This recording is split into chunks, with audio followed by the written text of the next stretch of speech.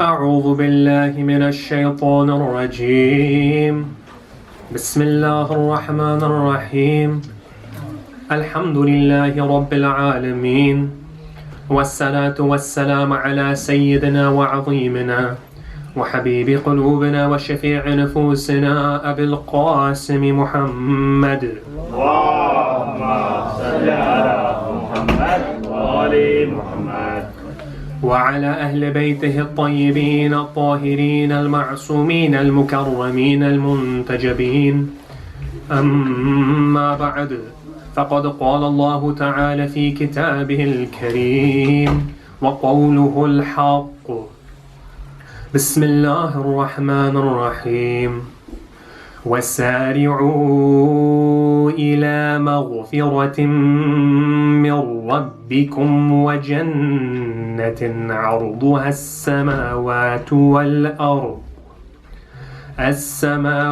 والأرض أعدت للمتقين الذين ينفقون في السراء والضراء والكاظمين الغيظ والعافين عن الناس والله يحب المحسنين. صدق الله العلي العظيم. بسم الله الرحمن الرحيم. السلام عليكم جميعا ورحمة الله وبركاته. بسم الله الرحمن الرحيم. رب اشرح لي صدري ويسر لي أمري واحلل عقدة من لساني يفقه قولي. Professor David Nutt in 2010 published a study in The Lancet, one of the most respected medical journals in the world, which looked at the impact of various different drugs and illicit substances and the harms that they carried out on the people who took them. But what was unique about this study, what made this study different, was that rather than just looking at the physiological impacts of those substances, so that is the direct harm that the human body has by being exposed to them, he also looked at the wider societal impact as well. And at the end of the study, he ranks these drugs in a list and rates them out of 100 for how harmful they are. Cannabis scored 20 out of 100, crack scored 54, heroin 55. But what was most interesting about the study, and the reason why I'm citing it today, is because right at the top, above everything else, was alcohol, which scored 72. And his resounding conclusion was that when you take societal impact into account as well, it is the most harmful drug by far. And but the issue with alcohol is that it's been a part of most cultures for most of human history, right? With the exception of the Islamic community, and even if you look historically at certain Muslim leaders and whatnot, alcohol wasn't very far away from them.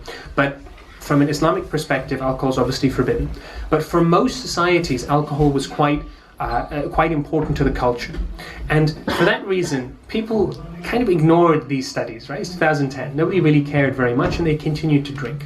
And one of the illusions that people hid behind was the idea that maybe a little bit of alcohol is either safe or is good for you, right? So at the moment, the NHS recommends that you don't go above 14 units a week, right? And that's supposed to be the safe limit of alcohol.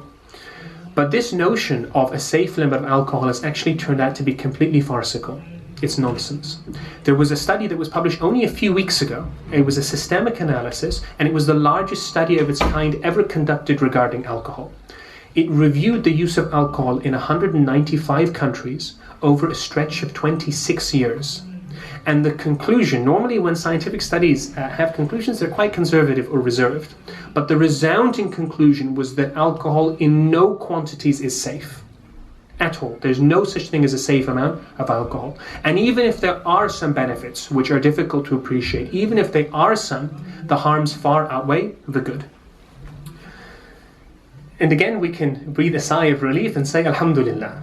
Right? One of the beauties about Islam, what Allah subhanahu wa ta'ala has given us in Islam, is that He knows us better than we know ourselves. And He knows what harms us. So He has advised us to stay away from those things. And He tells us in the Holy Quran, Surah Al-Baqarah, verse 219, to stay away from alcohol, among many other verses of the Holy Quran.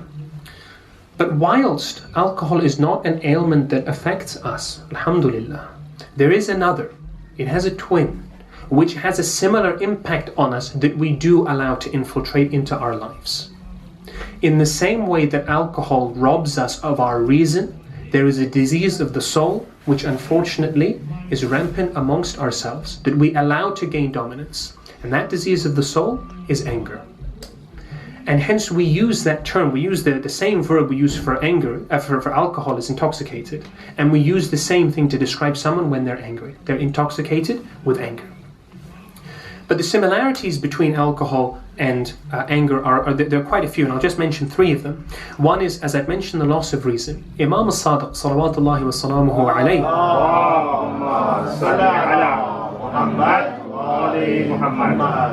he says that anger is the annihilation of the heart of the wise, and he who cannot control his anger cannot control his mind.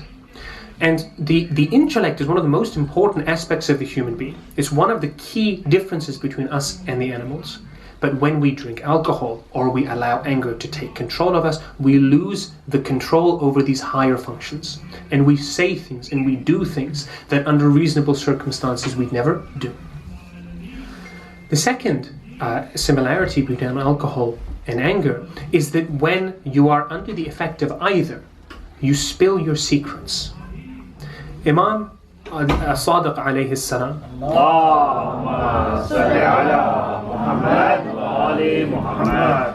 in Bihar al-Anwar, he says that one who restrains his anger towards someone, Allah subhanahu wa ta'ala will cover his secrets.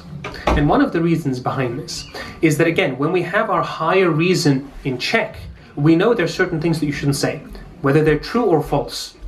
We keep them secret and we keep them hidden within us. In the same way that people use alcohol to try and get at other secrets. I mean, it's a trick that anyone who's followed Hollywood movies of the present they'll see. If you want to try and get secrets out of someone, you've got a James Bond-like character that goes up to someone, gives them a couple of drinks, and then starts asking them soft questions, right? Because then you'll get past their barriers, their intellectual barriers, you'll get through to them. But it's a similar thing with anger. When we get controlled by it, we'll say things that we didn't mean to say. And the final similarity that I'll mention tonight, there are quite a few, but the last one is the fact that whilst the time that you use, that you're under the influence of either alcohol or anger is quite short, the damage is long-lasting. And when we look at anger, it harms us on a number of different levels. From a personal perspective, if we allow anger to take control of us after something small has happened, we allow that small incident to magnify and multiply over our day. Something which should only have occupied a couple of moments begins to rattle our mind for several hours, which again, we're multiplying an unnecessary harm. And this eventually translates, if we continue to allow ourselves to get angry, it translates into inward aggression. That we start to, as we're holding the anger within ourselves, we start to take actions against us. We start to feel a little bit humiliated, or we feel like we are not as prosperous as we should be. And if we continue down this road, that inward aggression will start to manifest as outward aggression. First passively, right? So we won't be interacting with people as politely as we normally should, or we won't be giving people the support they need like we normally would. And eventually it translates into active aggression. And this is the classic thing that people think about when we talk about anger, that they start to actively try and bring another person down for whatever reason. And the problem with anger is one of the many problems, is that it has no limits. When someone is encased by the madness of anger, there's no limits to what they can do. The leading cause of homicide, of murder in the United States is anger. The reason why most killings take place in the United States is because of anger. That is the ultimate precipitating factor, because it pushes them over the edge. And anger consumes your good deeds, like a fire does to a beautiful forest. As you build relations with other people, it takes a really long time. It takes years of favors, of overlooking their faults, of spending time with them, of being kind to them. And over this time, you're cultivating a forest. And that is the analogy for the relationship that you have with that person. But if you let anger take hold, then there's a spark. And that spark can burn the whole forest down. And thus, one moment of anger, when one action is taken which is unreasonable, it can not only waste those moments where it happens, but all of those years that were running up to it. You lose all of those years of effort and goodwill. And as I mentioned before, Allah subhanahu wa ta'ala knows us better than we know ourselves. So He's given us fair warning in the Holy Quran about the importance of restraining our anger. In the verses that I recited at the beginning of the talk, Allah subhanahu wa ta'ala, He first paints a picture, Surah Al Imran, verses 133 to 134. And he paints a picture of paradise. He paints a picture of this vast garden in paradise. And the people that will earn it, He says, are those who spend benevolently, so they give lots in charity even when they're in difficulty, those that pardon people, who forgive people, and those who restrain their anger. So one of the ways to get into paradise is by restraining our anger. And Allah subhanahu wa ta'ala warns us about this. Imam al-Sadiq, salawatullahi wa salamuhu alayhi,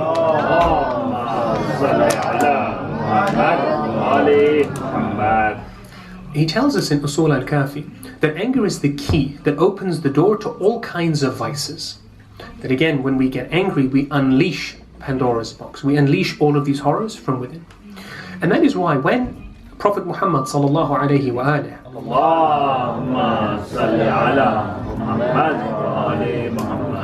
he was approached by a Bedouin who had traveled quite far.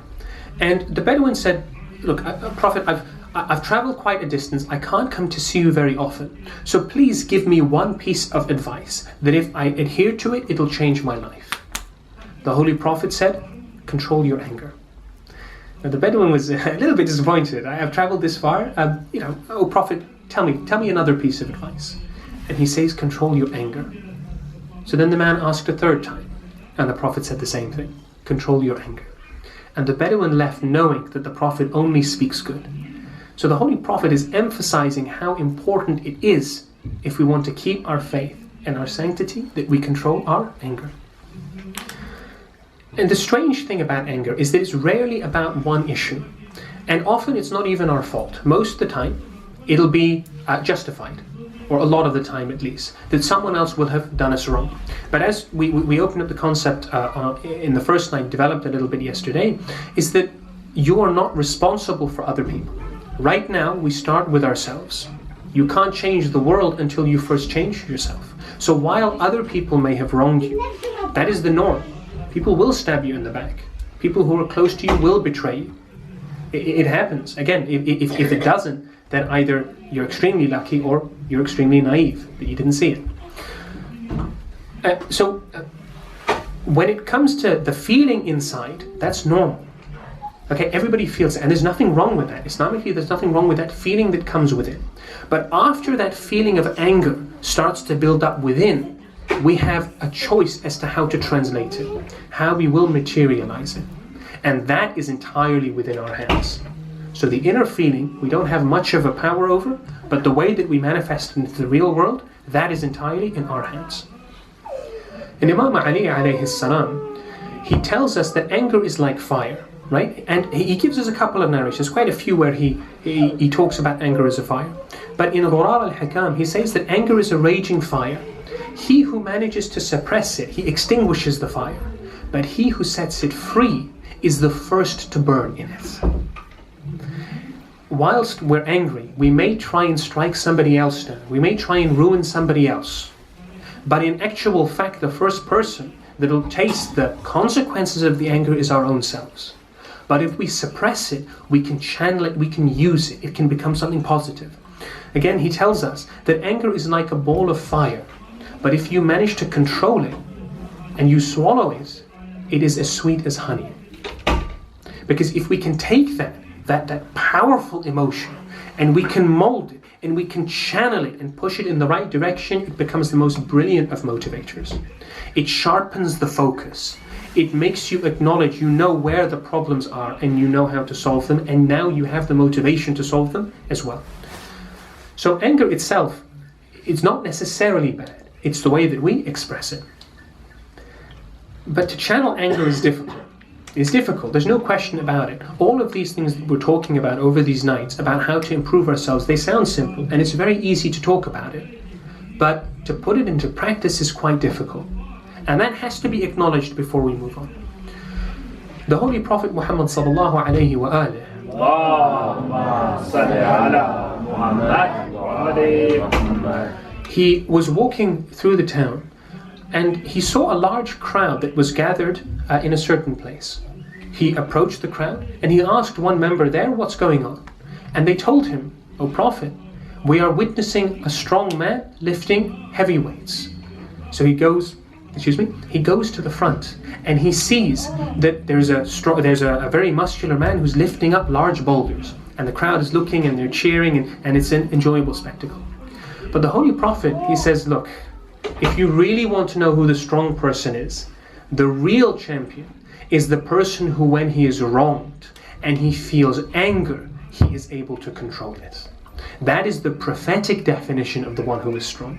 Not the one with the biggest muscles, not the one who can lift the most weights at the gym, but the person who's able to take his anger, control it, and use it for something that is good. And it's a telltale sign. There's in Nasr's study Quran, he gives the example of some Sufi Muslims who say that if you want to determine what the spiritual status is of a spiritual traveler, so that's essentially to check what the religiosity is of a certain person or how integrous is their character, he says, make them angry. Try your hardest to get them angry, and then you'll see who they really are. Because controlling your anger is difficult. But when we do, it is a beautiful spectacle. And it becomes a lesson not only to ourselves, but to the person who experiences it and to those who are around. There was a Syrian man who approached Imam Hassan alayhi salam.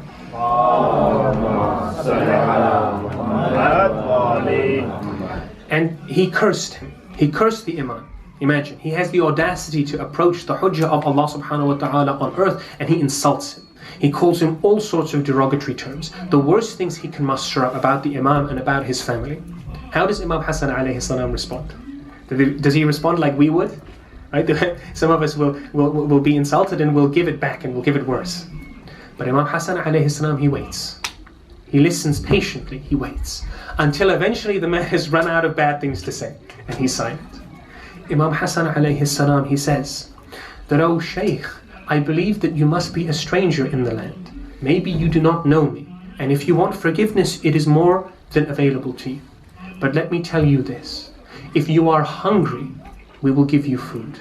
If you are in need of travel, of help with travel, you can join our caravan. If you are in need of clothes, we will provide you clothes. If you have a need for shelter, we'll provide it for you. If you need any need whatsoever, we are here and we are ready to give it to you." This was not the response that the man was expecting. This was not how he envisaged the conversation would go. And he's silent. And after a few moments, he begins to cry. And he says something amazing. After he cries, he says to the Imam, he says, "Indeed, I bear witness that you are Allah's Hujjah on earth. You are the proof of God on earth. And most surely Allah knows with whom to trust His message." Allahumma salli ala Muhammad wa ali Muhammad. And with these sort of encounters, right? I mean, this one's obviously intentional. But if someone makes us angry, it's an oversimplification, but bear with me. If someone makes you angry, either they've done it on purpose or they've done it unintentionally. If it's unintentional, then getting angry is not going to solve anything. Because if you start raising your voice, you start transmitting aggressive non-verbal communication, they'll start to get a bit more agitated and the thing escalates out of control, and there's no solution at the end of the day. So if it is unintentional, then responding with anger is not appropriate, it'll make things worse. But if it's intentional and someone is trying to get you angry, why would you give them what they want? Why would you respond with anger? Because all you're doing is falling into their trap. The best way to respond to somebody like that is with a smile, is with something positive, because then they're dumbstruck. They don't know what to say. And who knows? Maybe they'll respond like this man, like Imam Hassan alayhi salam, how he converted him. So Imam Ali alayhi salam, he tells us that we should protect ourselves from anger, because its beginning is madness and its end is remorse. Right? It starts off with madness, and afterwards, when we regain our senses and the madness subsides, we're overcome with remorse. But how? How is it that we can do that practically? What sort of advice can we incorporate into our lives that'll give us some control over our anger? So for the rest of the talk, inshallah, we'll go through some ways that we can control our anger, some practical advice. We'll start off with the long-term advice. So that is ways to change the situation before you start to get angry. And then when we're in the situation where we're angry, what can we do from there? So one of the best long-term attitudes to take is to zoom out. Take a gestalt outlook. Start looking at the bigger picture, right? Just like with patience, I said yesterday that when you're going through difficulty, say inna lillahi wa inna ilayhi raji'un, that we are from Allah and to Allah we will return, because it puts things into perspective. No matter what this person has done against me, the sun will still rise tomorrow. And as I mentioned earlier, anger, it's a weird emotion. It's a strange one. Because often it's the default emotion that other complex emotions that we don't understand manifest as. So for example, there may be deep down, there may be a feeling of insecurity, of humiliation, of a lack of success, or whatever it may be. But if we don't have the emotional intelligence to be able to read ourselves, then these emotions, they bottle up, and the way they come out is through anger. So perhaps the problem is not with anger in the first place, but it is with another emotion. And we can appreciate this by zooming out, having a look at our lives and seeing how we can improve it. And again, as I mentioned on the first night, so we mentioned in the first night, one of the ways that we do this is through exercise. And good eating habits. Because I've mentioned the importance of maintaining physical health, but exercise in particular and eating healthy, there are so many studies out there in peer-reviewed journals which positively correlate things like exercise and eating healthy with happiness and life satisfaction. So if we can improve those two things, then sometimes the anger will reduce, if not dissipate entirely. If we are getting angry quite often, a good tip is to keep an anger diary. So that is every time we get angry, we write it down, just very quickly, maybe on our phone or something which has a padlock, so not anyone can access it. But every time we get angry, we write it down. And what this helps to do is it helps you to identify certain triggers. Sometimes we have, I guess the slang term is pet peeves, right? Or which roughly translates is something which is small, which shouldn't normally irritate people, but it really sets you off. Something that you see that just burns from within, right? And an anger diary lets us identify what is going on. So for example, if you come home from work every day, after a long day of work, you go to one of your children's bedroom and you see it's messy. It's like a tornado struck, right? That's how it always is.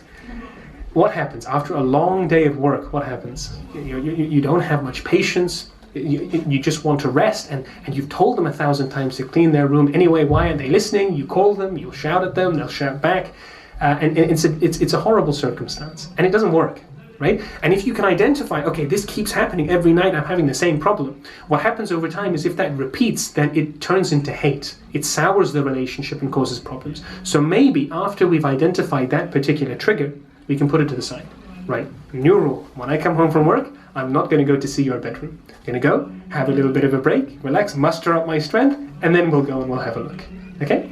So we can identify those sort of triggers and stay away from them. And that'll reduce the amount of times that we get angry. What's also quite useful is to do a little bit of information gathering. And that's to build an impression to understand what it looks like when someone is angry. If you can find footage of yourself when you're angry, great, but when people are angry, you don't tend to take, selfie videos or whatever they're called, right? So it's not normal. So try and look at footage of other people when they're angry, right? And then when you see that, it gives you sort of, whoa, is that what I feel? Is that what I look like? Really, that's embarrassing.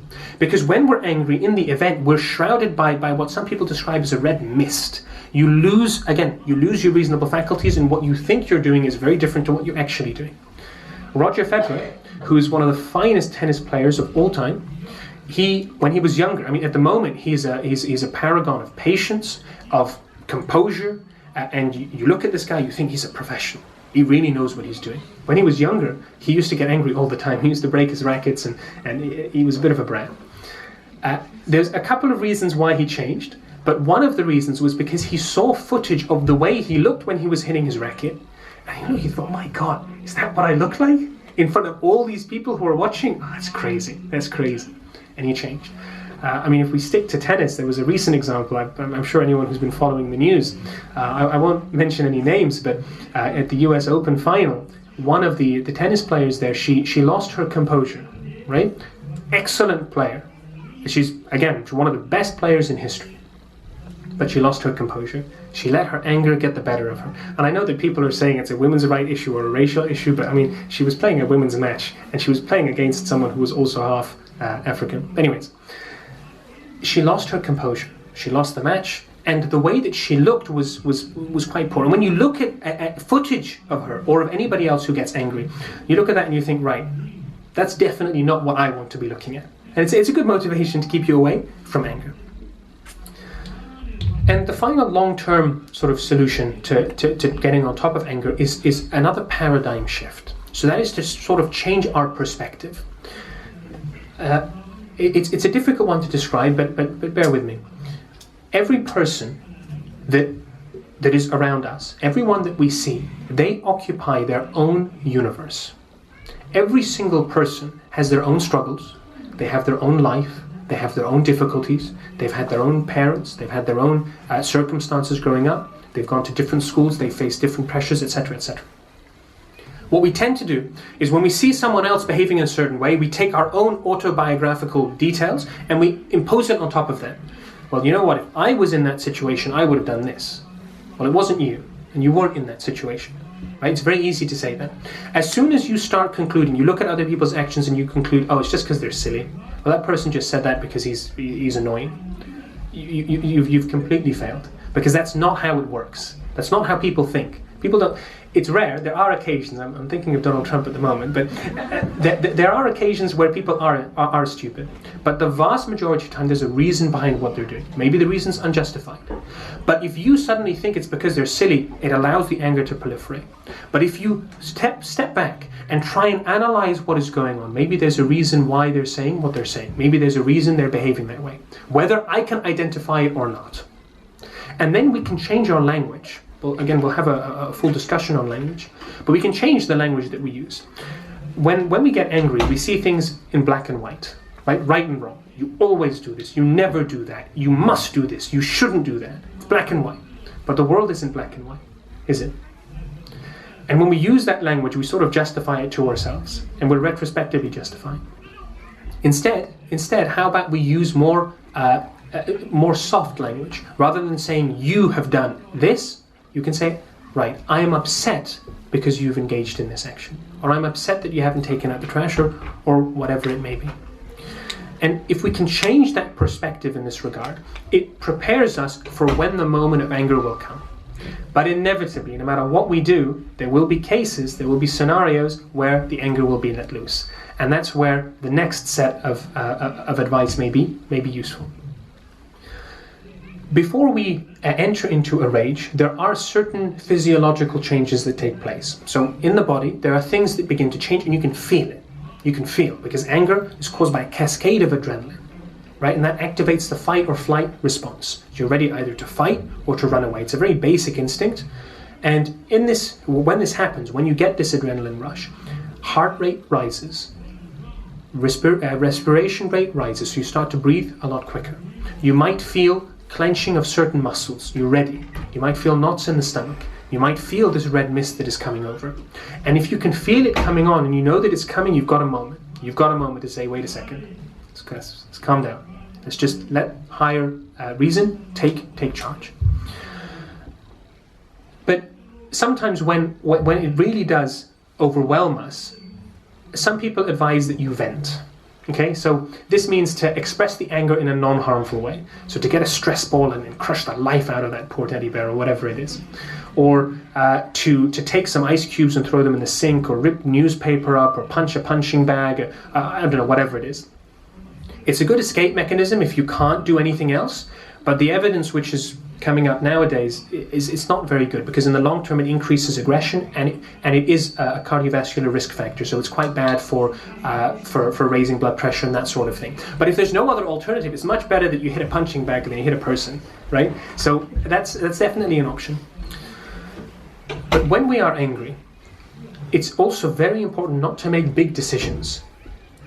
Often, and I've seen this with myself at work, when people are angry, when someone has wronged them, I don't know, a shift went badly, or another colleague has been rude to them, or someone's been mean to you at school, you go home and you open up your email, and you start writing an email, and you CC in the head of the school, and the dean of the university, and all of the big names that you can think of the top of your head. And then you write an email which is quite poorly worded, and then people hit send, and it causes all sorts of problems. So from an Islamic perspective, we're supposed to, okay, you want to write the email, write it, but for God's sake, don't hit send. If you're going to send that text message to someone, then okay, type it out, preferably not in the text box, because I found when I type when I'm texting, I accidentally hit the send button. It's like an automatic reflex. So maybe type up the text message somewhere else, but wait, and the next morning then have a look. Read the email, now that the reason has returned.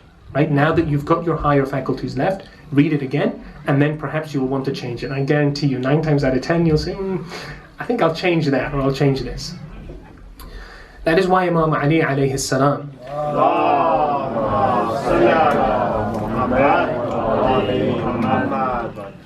he says that a moment of patience, in a moment of anger, saves 1,000 moments of regret. Just by not hitting that send button, just by not saying what you were about to say, you save yourself from untold regret. The next bit of advice I actually got from a Hollywood movie, it's a good movie. I'm not advertising it. It's known as The Mexican. It's an old movie. And during the movie, there's a couple which they're going on all sorts of adventures. There's a cursed gun involved. And as they're going through these weird adventures, they constantly get into arguments over and over again. And they've developed a technique whereby as soon as they start shouting at each other, one of them says, time out, time out. And straight away, both of them have to shut up. They're not allowed to say anything. And they're really angry. They're red in the face. And Brad Pitt turns around, he's running around, he's punching the air, and they... A few moments later, they calm down, the minute's up, and they can continue to talk. A minute may be a bit long for some of us, so maybe let's count down to 10, right? Let's count down from 10. And it gives us that moment. That's why Rasulullah sallallahu alayhi wa alihi.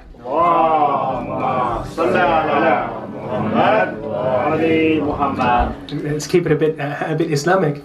He tells us that if any of you becomes angry, let him keep silent. Because all of the vices of anger we can remove by keeping silent. There's an old saying that the mouth is like a shop and the tongue is its lock. That when the tongue is used, the shop is unlocked, and then you get to see inside. Is it a shop of gold or is it a shop of coal? There was once a young boy who always had problems with his anger. On a daily basis, he was throwing an untold number of tantrums, and no matter what his father did, he couldn't get him to control this anger, whatever techniques he used. So eventually, when he was at his wit's end, he said to his son, right, you don't have to control your anger, but you must do this one thing. Whenever you get angry, I want you to take a hammer and a nail, go out in the back garden, go to that old fence, and hammer in these nails.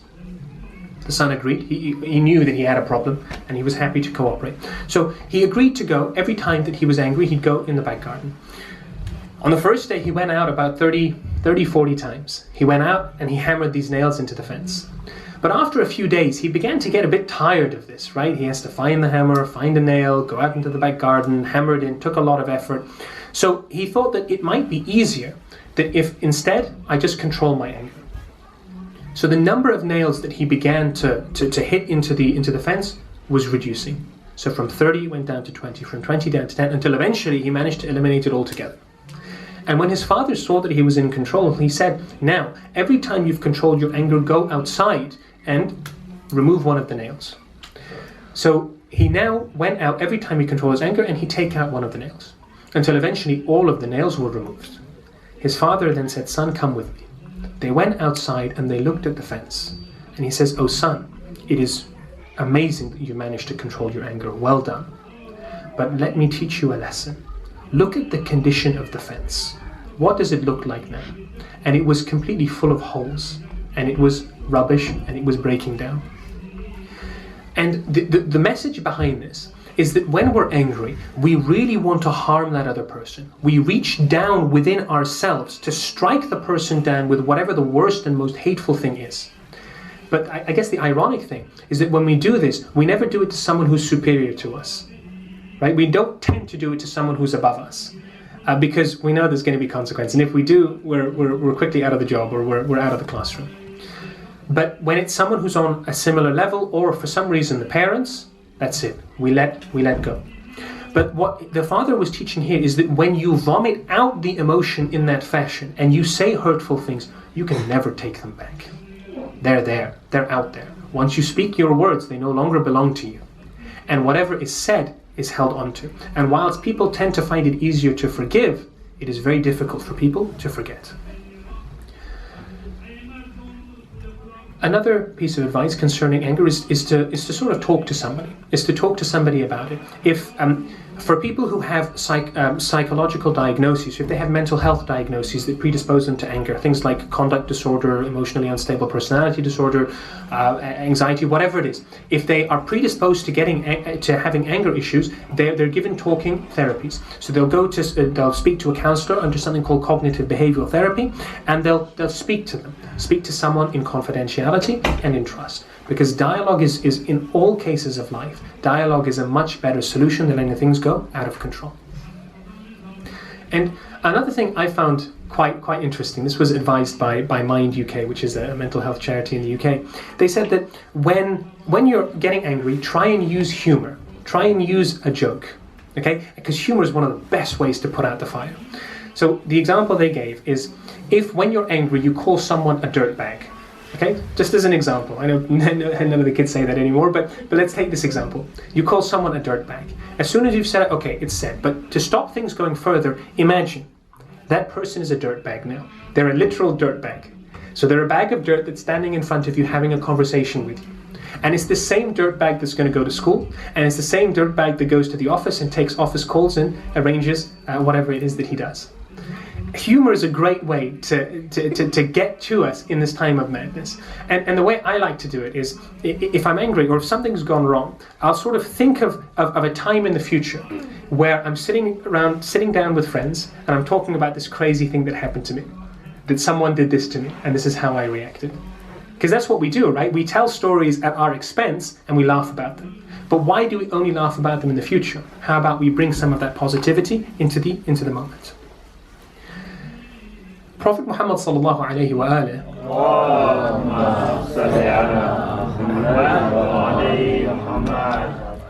he's given us a golden piece of advice about controlling anger. And this is a truly wonderful piece of advice. He says that anger comes from the devil. The devil was created from fire and is extinguished only with water. So when one of you becomes angry, he should do wudu. That when we're angry, okay, you have a right to be angry, continue to be angry, but just before you do anything else, do wudu. And it really cools down the anger. Imam Ali alayhi salam, he advises us that if you are angry, sit down. If you are sitting down already, then lie down. Now obviously, you have to be considerate about where you are. You can't just do it in the middle of the office or at school because someone will call a psychiatrist. But you look at the situation and then you try and employ it if you can. Or anything that distracts you, especially something creative. Maybe listen to a nasheed, maybe draw something.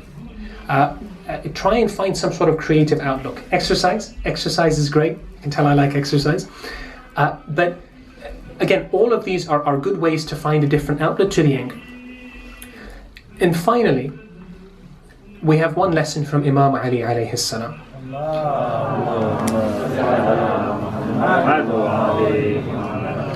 And if all else fails, this is the most brilliant advice for the moment.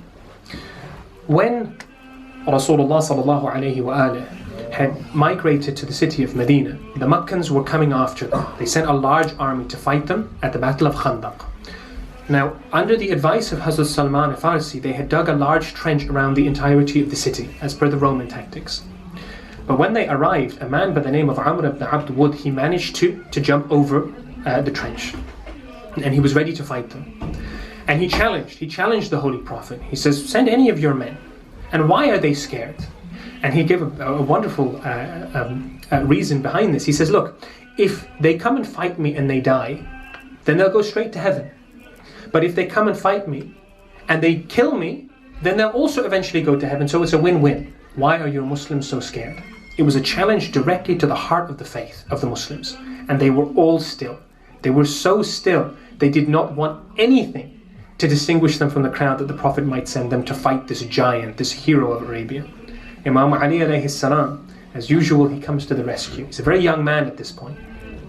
And he comes forward, he fights Amr ibn Abdwud. During the fight, Imam Ali alayhi salam gets the upper hand.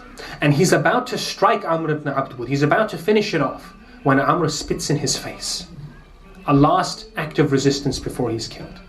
Imam Ali alayhi salam stops. He holds his sword. He wipes the spit off his face and he walks away. The Muslims can't believe it. That Imam Ali fights their greatest champion. He has the upper hand and he walks away. He walks away, he walks around for a little bit and he comes back and the fight continues. Until again Imam Ali alayhi salam, who never lost a duel in his life, he finishes off Amr ibn Abdwud. The Muslims, they come up to him and they congratulate him. They're happy that none of them had to go and face him. But then they ask the Imam, why? Why on earth would you give up an opportunity to kill Amr? And he says, because when Amr ibn Abdwud spat in my face, I felt anger in my heart. And if I struck him then, I would have killed him to satisfy my own vengeance, not for the love of Allah subhanahu wa ta'ala.